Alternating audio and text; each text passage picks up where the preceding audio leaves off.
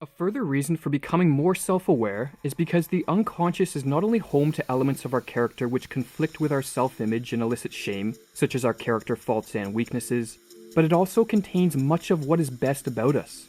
This is especially true in the modern day, where we tend to rely too much on our social role, or what Jung called the persona, in the building up of our character. In so doing, we make a formidable concession to the external world, a genuine self-sacrifice which drives the ego straight into identification with the persona, so that people really do exist who believe they are what they pretend to be. Our persona should never define us. It should merely be a role we play at appropriate times.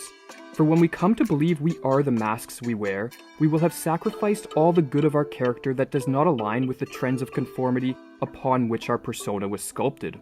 Our true self retires into the background and gives place to social recognition, and we become a mirror of what we think others want us to be. This all comes with a sharp price to pay, for too much is left in the dark, too much of our character is denied, and a divided self is created.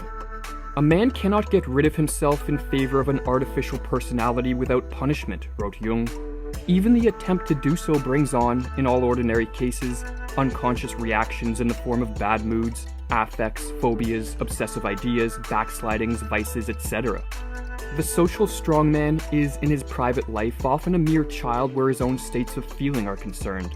His discipline in public, which he demands quite particularly of others, goes miserably to pieces in private. To cultivate a great character, we must be one of the few who heals the internal division that arises from too strong an identification with our social role. We need to accept that our persona represents only part of our total character, and it must become our imperative duty to strip away our social mask and to learn what lies beneath. To achieve this task, Jung suggests that we start by adopting a more collective view of who we are. Our gaze should turn outward, and we should observe and take note of the character traits of those around us. This advice may seem paradoxical, as our persona is formed primarily through the observation and imitation of other people. But the point of this exercise is to learn about what resides behind the masks of our peers, and to expose ourselves to the elements that occupy their unconscious.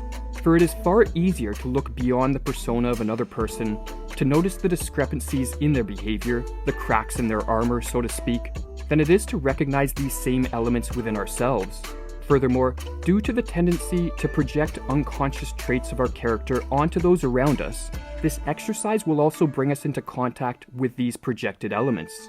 If we are astute in our observation, this collective turn will make it easier for us to accept a more complete picture of who we are, as we will come to realize that everyone has in him something of the criminal, the genius, and the saint.